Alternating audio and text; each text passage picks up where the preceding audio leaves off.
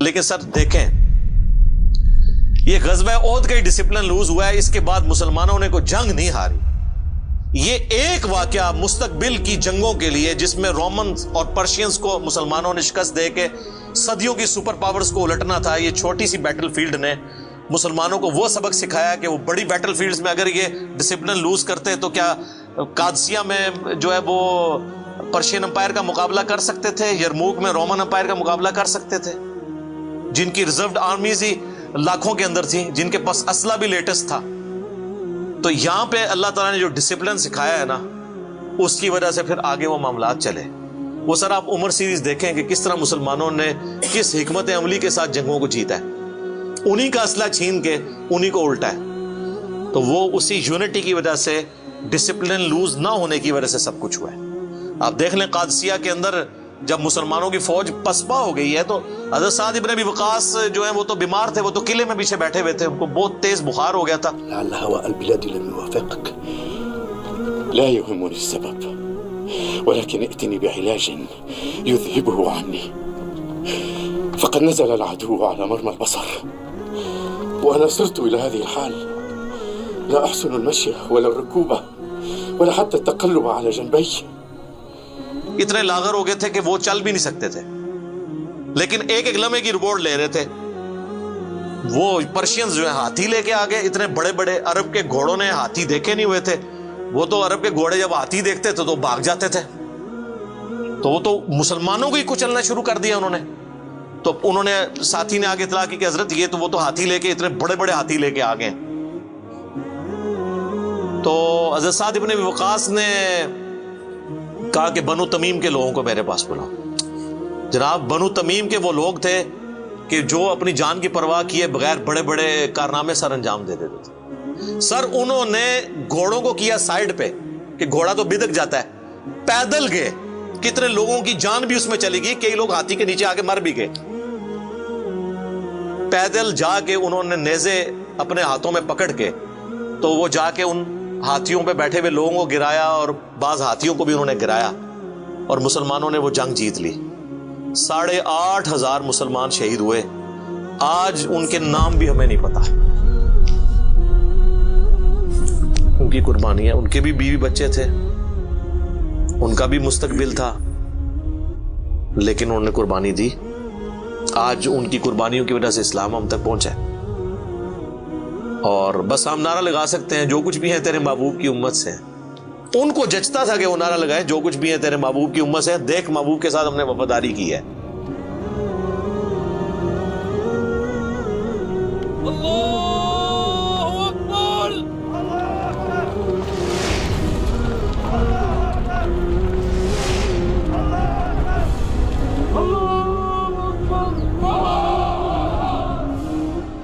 ہم کہتے ہیں ہم بے وفا ہیں، ٹھگ ہیں، فراڈی ہیں، تو ہم حضور کی نسبت سے ہمیں بخش دے۔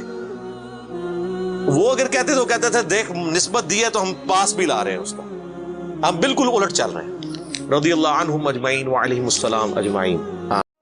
3748 نمبر حدیث ہے صحیح بخاری میں کہ جب حسین ابن علی کا سر کاٹ کر عبید اللہ ابن زیاد گورنر یزید جو کوفہ میں اس کا گورنر تھا اس کے سامنے لا کے تشت پہ پیش کیا گیا، ولیعوذ باللہ تعالی، اللہ کی لعنت ہو ان پر، فرشتوں کی لعنت، تمام لعنت کرنے والوں کی لعنت جنہوں نے حسین ابن علی کو اس طریقے سے شہید کیا، آمین۔ تو وہ چھڑی مار کے ان کے حسن کے بارے میں کوئی کلام کرنے لگا، یہ بخاری میں بھی ہے اور ترمذی میں بھی ہے۔ تو انس ابن مالک وہاں کھڑے ہوئے تھے تو وہ تڑپ اٹھے، تو انہوں نے کہا کہ نبی علیہ السلام کے سب سے زیادہ ہم شکل حسین ابن علی تھے، اور بخاری کے الفاظ ہیں 3748، اس وقت حسین علیہ السلام کی داڑھی اور سر میں وسمے سے رنگا گیا تھا، یعنی کالا خضاب لگا ہوا تھا۔ کالا خضاب لگا سکتے ہیں، اس پہ میرا کلپ بھی ریکارڈڈ موجود ہے، لیکن 70 80 90 سال کا بابا نہ لگائے، چھوٹی عمر تک 50 55 تک، اللہ سے ایک ٹاپک ہے۔ بہرحال اس میں بھی موجود ہے کہ وہ انس ابن مالک وہاں کھڑے تھے، اس کے سے لوگ سمجھتے ہیں شاید سنان بن انس ان کا بیٹا ہوگا، اور انس بن مالک نے ساتھ ہو کے کام کرایا، ساتھ ہو کے کرایا ہوتا تو وہ عبید اللہ کو ڈانٹتے تو نا کہ تو کیا کر رہا ہے، چھڑی مار رہا ہے۔ باقی لڑ تو سکتے نہیں تھے، انس بن مالک کی اس وقت عمر 100 پلس تھی، یہ 100+ تو نہیں ہوگی، آلموسٹ آپ سمجھ لیں 60+ تھی، کیونکہ 93 ہجری میں فوت ہوئے ہیں 110 سال کی عمر میں، 70 کے ہوں گے آلموسٹ اس وقت. تو بیچارے دل میں ہی اس کو برائی کو برا سمجھ سکتے تھے، جتنا وہ کر سکتے تھے وہ کر دیا، ادروائز تو وہ مروا دیتے تھے. تو سنان بن انس بن مالک کا بیٹا نہیں ہے. رہا عمر ابن سعد جو 22,000 کا لشکر لے کے کربلا میں آیا تھا حسین ابن علی کے مقابلے پہ، وہ سعد ابن ابی وقاص کا بیٹا تھا. اور آپ دیکھیں عجیب بدقسمتی اس شخص کی کہ سعد ابن ابی وقاص نے ہی وہ پرشین امپائر گرائی ہوئی ہے، عراق، ایران، یہ کوفہ، یہ سارا حضرت سعد نے فتح کیا ہوا ہے. عشرہ مبشرہ میں سے ہیں. اور مولا علی کا قول ہے بخاری اور مسلم دونوں میں کہ میں نے اپنے کانوں سے صرف ایک شخص کے بارے میں رسول اللہ سے سنا ہے کہ میرے ماں باپ اس پہ قربان، اور وہ سعد ابن ابی وقاص ہے. ان کا نام ہے سعد ابن مالک. ابی وقاص ان کے باپ مالک کی کنیت تھی. یہ دونوں نام ایک ہی صحابی ہیں، سعد ابن ابی وقاص. مولا علی جن کے بارے میں کہہ رہے ہیں کہ ان پہ نبی علیہ السلام نے اپنے ماں باپ جمع کیے ہوئے ہیں، اور نبی علیہ السلام کے رشتے میں معمول رکھتے تھے.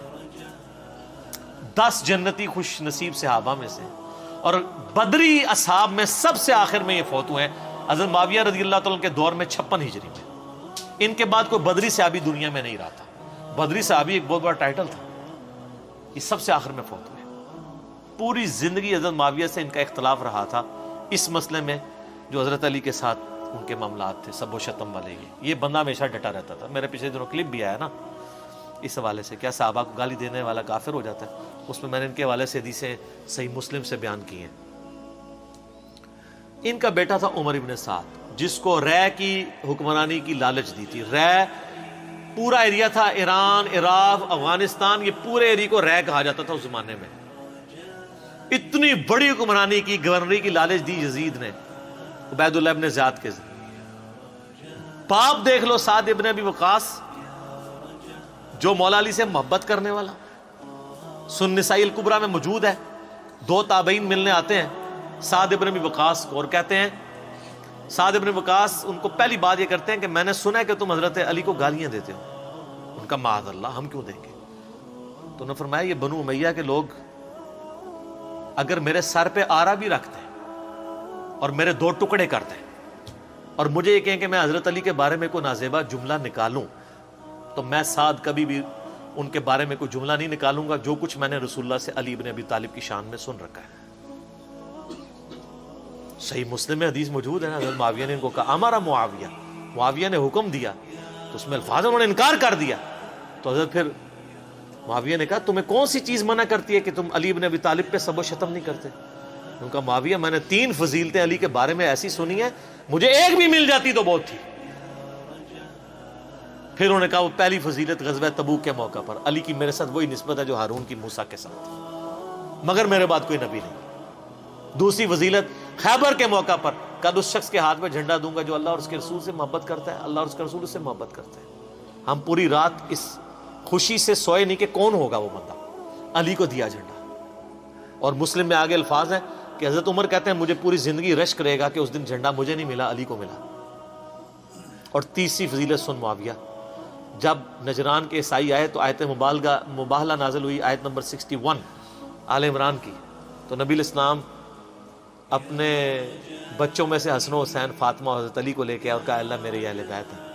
یہ تینوں فضیلتیں. اور ابن ماجہ میں ایک چوتھی فضیلت بھی ہے کہ آپ نے غدیر خم پہ فرمایا تھا من کنت مولاہ فہذا علی مولاہ. میرے پاس ان میں سے کوئی ایک بھی ہوتا تو بہت، تم مجھے علی کے بارے میں بات کرتے ہو. یہ باپ تھا علی کا صحیح شیعہ، علی کی پارٹی کا بندہ، علی کا چاہنے والا، پوری زندگی ڈٹا رہا. اور بیٹا آگے سے کیا نکلا ہے تو کوئی مسئلہ نہیں. حضرت نوح پیغمبر کا بیٹا کافر نکل سکتا ہے. تو حضرت سعد کا کیا مقام ہے حضرت نوح کے مقابلے پہ؟ یہ بیٹا تھا عمر ابن سعد، اور اس کے جو لچھن ہیں وہ شروع سے ہی برے تھے. آپ مسلم شریف اٹھائیں نا، مسلم شریف میں بالکل اینڈ پہ نا آپ کو ایک چیپٹر ملے گا کتاب الزہد، دنیا سے نفرت پیدا کرنے والی حدیث ہے. اس میں انٹرنیشنل نمبر کے مطابق ایک حدیث ہے، یہ میں چونکہ مجھے یاد اس لیے میں نے کافی لوگوں کو بتائی ہے، 7432 صحیح مسلم میں. ابھی یہ کربلا ہوئی نہیں ہے، کچھ بھی نہیں ہوا. حضرت سعد ابن وقاص بھی زندہ ہے. تو سعد ابن ابی وقاص اپنے کھیتوں میں ہل چلا رہے ہوتے ہیں یا وہ بیج والا کام کر رہے ہوتے ہیں، تو ان کے ساتھی کہتے ہیں اتنے میں ان کا بیٹا سامنے سے آتا ہے۔ تو سعد جب اپنے بیٹے کو دیکھتے ہیں عمر ابن سعد کو، تو کہتے ہیں اے اللہ اس سوار کے شر سے میں تیری پناہ میں آتا ہوں۔ حضرت سعد کو پتا تھا اس بچے نے کیا کام ڈالنے ہیں، وہ اپنی زندگی میں اسی بیٹے کے شر سے اللہ کی پناہ مانگا کرتے تھے۔ کہتے ہیں جب وہ قریب آیا تو آتے اس نے کہا ابا جی لوگوں نے تو حکومت بانٹ دی، کوئی گورنر بن گیا، کوئی بن گیا، تسی ایتھے بیٹھے جناب حلوائی پہ کر دیو۔ ہائے ہائے ہائے۔ تو حضرت سعد ابن وقاص نے اس کے عمر ابن سعد کے نا سینے پہ نا گھونسا مارا اور کہا کہ اللہ تعالیٰ کو پرہیزگار بندہ پسند ہے جو گمنامی کی زندگی میں مر جائے، جسے کوئی جانتا نہ ہو۔ تو یعنی وہ انہوں نے ایک گوشہ نشینی کی زندگی اختیار کر لی تھی۔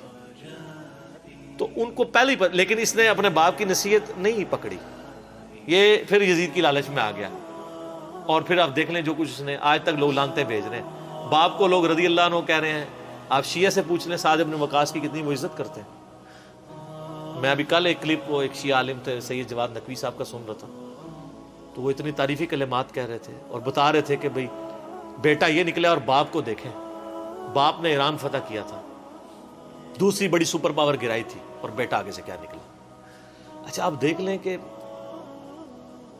دین ایفرٹ کا نام ہے، یہ نہیں ہے کہ یہ وراثت میں ٹرانسفر ہو، انبیاء کی وراثت میں ٹرانسفر نہیں ہوئی ہے تو اور کس میں ہونی ہے؟ تو اس لیے ہم قطعاً نہیں کرتے، اور اہل سنت کے ہاں کوئی بھی نہیں ہے۔ مفتی منیب صاحب نے اگلے دنوں ایک مس ہینڈل کیا تھا معاملہ، تو پھر بعد میں پورا پرچہ پڑھ کے سنایا انہوں نے۔ اس پرچے میں تو آلموسٹ انہوں نے یزید کو کافر ہی کہہ دیا ہے، اور پہلے کہہ رہے تھے کہ جی وہ یہ پتہ نہیں کیا، مطلب یہ لوگ ان کے مفادات ہوتے ہیں اپنے۔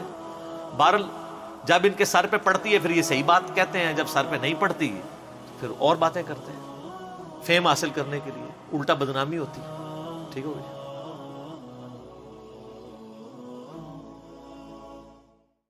قادسیہ کی جنگ بہت بڑی جنگ ہونے والی تھی، اس کے لیے سپاہیوں کے لیے غلہ اکٹھا کرنا تھا اور کھانا فراہم کرنا تھا۔ تو ایک علاقہ تھا میسان، وہاں جانور بہت تھے، چرواہے زیادہ تھے۔ تو حضرت سعد بن ابی وقاص نے عمر بن عاصم بن عمر انصاری کو بھیجا کہ وہاں سے جانور لے کر آؤ۔ جب ایرانیوں کو پتہ چلا انہوں نے سارے جانور جنگل میں چھپا دیے۔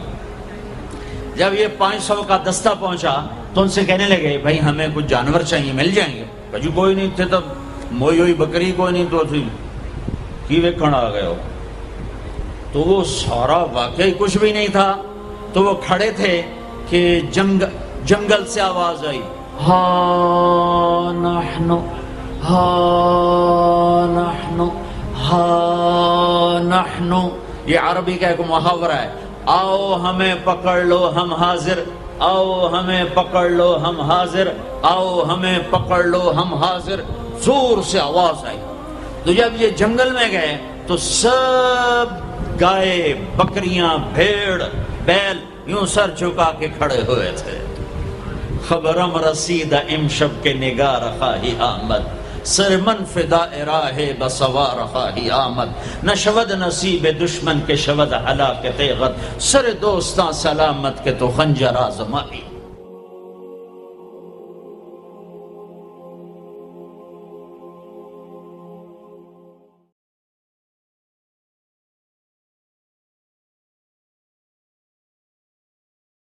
عزت آسمان سے آتی ہے، اور وہ آتی ہے محمد مصطفیٰ صلی اللہ تعالی علیہ وسلم کے طریقے سے، ان کے راستے پر، ان کی راہوں پر چل کے میرا مالک یہ عزت دیتا ہے کہ ساری کائنات اللہ مسخر فرما دیتا ہے۔ تو کلمے کے اندر ہی سارا دستور اور ساری کائنات کے خزانوں تک جانے کا راستہ اللہ تعالیٰ نے چھپا دیا ہے۔ دجلہ کے کنارے پہنچے۔ دجلہ ایک دریا ہے عراق میں، اس میں سیلاب تھا، عرب پانی سے ڈرتے تھے چونکہ پانی ہے ہی نہیں، تو اب جانے کے لیے کشتیاں کوئی نہیں، پل توڑ دیا انہوں نے، ایران والوں نے۔ تو تو حضرت سعد بن ابی وقاص امیر ہیں، کہنے لگے بھائی میں نے دریا پار کرنا ہے، اب کیا طریقہ ہے جی؟ کہ سارے لشکر میں اعلان کرو اگر کوئی کبیرہ گناہ کرنے والا ہے تو توبہ کر لے۔ سبحان بھئی مشقیں بناؤ، کشتی بناؤ، نہیں انہوں دی سوچ وکھری۔ بھئی اگر کوئی بڑا گناہ کرنے والا ہے، کچھ تو چھوٹے گناہ ہیں تو کچھ بڑے گناہ ہیں، تو بڑے گناہ توبہ سے معاف ہوتے ہیں، چھوٹے ویسے ہی معاف ہو جاتے ہیں۔ تو 36,000 کے لشکر میں ایک بھی کبیرہ گناہ والا نہیں تھا۔ تو فرمایا بس صاحب بسم اللہ کرو، پہلے 600 آدمی تیار ہو جاؤ۔ تو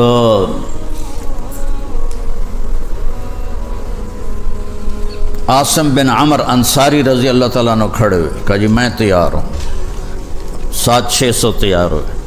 جب وہ کنارے پر پہنچے تو کہنے لگے 60 آدمی پہلے جمپ لگاؤ۔ تو حجر ابن عدی رضی اللہ تعالیٰ عنہ اور ان کے ساتھ 59 آدمی 59 آدمی، کہا جی ہم پہل کرتے ہیں۔ انہوں نے گھوڑے ڈال دیے۔ جب انہوں نے گھوڑے ڈالے تو اللہ کی غیبی قدرت کہ پانی کیسے تابع ہوتا ہے، پیچھے 600 نے ڈال دیے کیونکہ وہ جا رہے تھے، پیچھے 36,000 نے گھوڑے ڈال دیے۔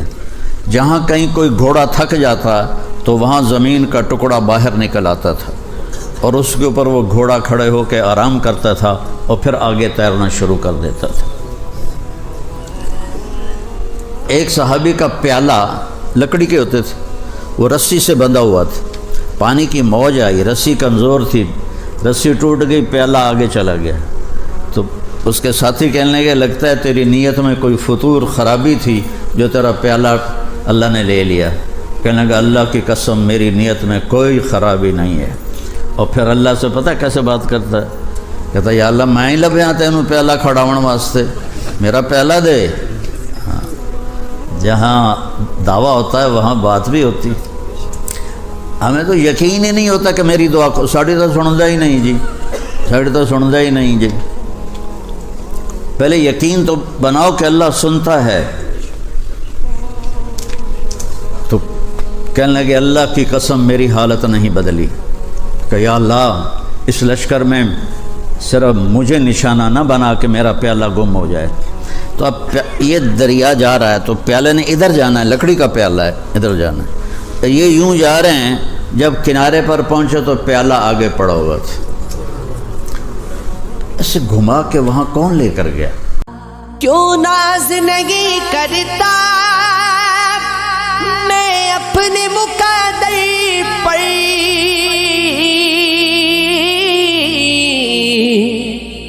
کیوں ناز نہیں کرتا میں اپنے مقدر پر،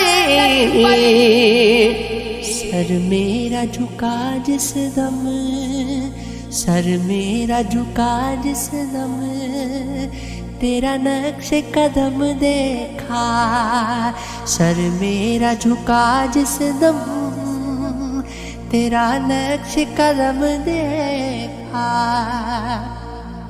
پھیلے ہوئے ہاتھوں کو رسوا نہ کیا تو نے، پھیلے ہوئے ہاتھوں کو رسوا نہ کیا تو نے،